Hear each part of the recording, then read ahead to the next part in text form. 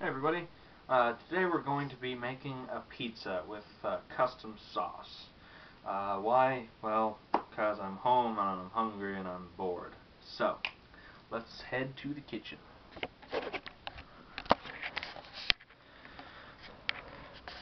Dark, house is dark. Okay. So, there's the kitchen. We're going to start by making the sauce because that's what takes the longest. This pot is way too big, but it's the smallest one that isn't all dirty and stuff. So, lid, won't need it.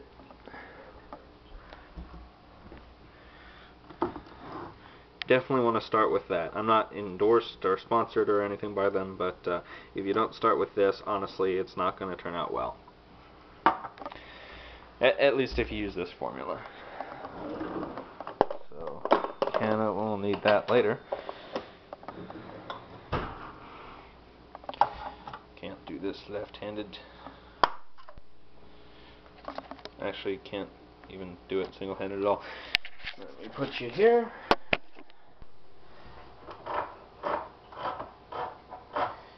You want to lift up a little bit off the counter, otherwise you might scrape it, especially if you have a counter that's even more delicate than this. It's not a big deal, it's just something you want to keep in mind.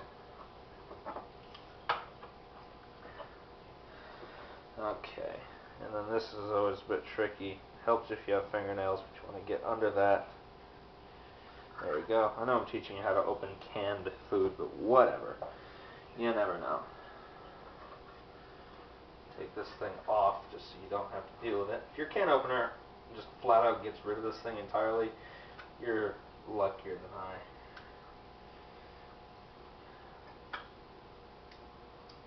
Okay.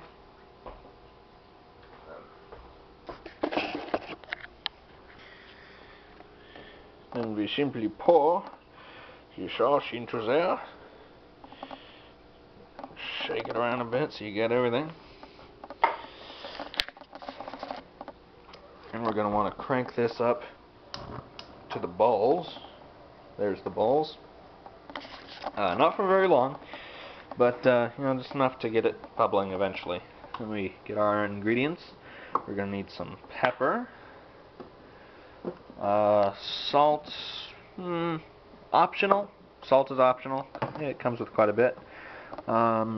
Need this Italian seasoning. Honestly, most of it's oregano and rosemary. Let's see, what does it all come with? So yeah, thyme, rosemary, oregano, basil. So basically anything that says Italian seasoning on it is going to be what you're looking for. What else? Oh yeah, garlic powder. That's why I didn't turn this down a bit. Somebody stole my garlic powder. We have somebody living in the garage, and he likes to steal the garlic powder because he does something with it. There it is. I am stealing the garlic powder back,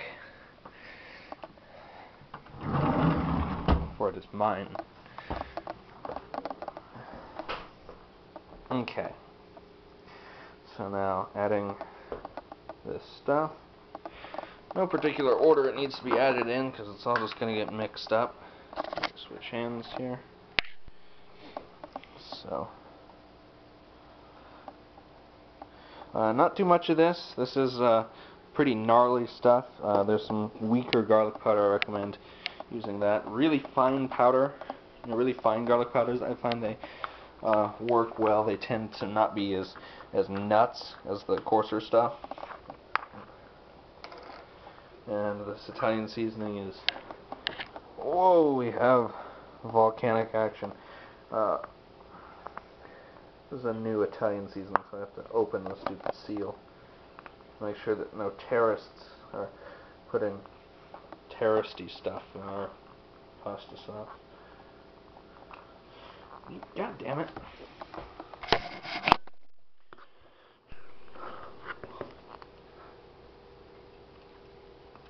And look at this. They've made the adhesive stronger than the material they're adhering. which is such a common mistake. Why do they do that? I mean, it's a simple thing. The adhesive should be weaker than what it's adhering, because that's what needs to fail first, is the adhesive. These people really aren't engineers. Anyway, put that cap back on.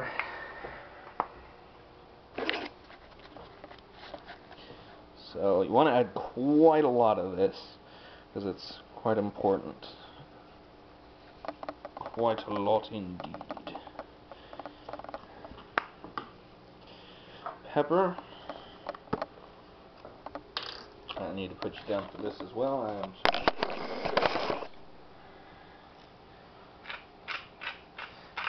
Pepper's not super important, but it adds a bit. Now, honestly, what I think is the most important ingredient here is this. This is Splenda, you know, the artificial sweetener. If you're not paranoid about sugar or whatever, you can use sugar, or best case, use honey.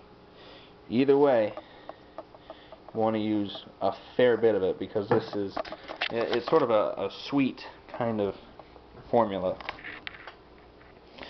And that is what you want. We don't need a spoon. We need a spatula. A real spatula, not one of these fake spatulas. I think they're supposed to be called flippers or some stupid thing, but anyway. And we just spatulify this until it's homogeneous. And there is one more ingredient that I've not added yet, and that is Parmesan cheese. And we're actually going to want to add quite a bit of Parmesan cheese, but here's the reason we're not doing that yet. Parmesan cheese, when you cook it into the sauce, sticks like a son of a bitch to... I splashed. It sticks like a son of a bitch to the pan, and it takes like 5 years to clean it off, and the dishwasher is not enough, so you have to do it manually, and you have to scrape and go with a sponge, and it's just all out war just to clean off the goddamn Parmesan cheese. So what we're going to do, because we're putting this on a pizza, we're going to just shake the Parmesan cheese onto the pizza before we get the other cheese and sort of mix it in. That way we'll get roughly the same effect. If you were using this sauce for spaghetti, first of all, you'd be adding hamburger to it. For this quantity, you'd want to use about 3/4 of a pound, something like that, of hamburger. Extra lean, just because you don't want to kill yourself. And then you'd add the Parmesan cheese, of course, when you're about to eat it. Kitty is shitting in his shit thing. Hey, Kitty. Your shitting is documented. Anyway, so that's that. Eventually, low power, even low power on the super crazy powerful burner, is going to make this bubble over more than we want, and then we move it back there. But it's not, strictly speaking, important. So that's the sauce. And in the next video, we're going to take that sauce and make a pizza out of it.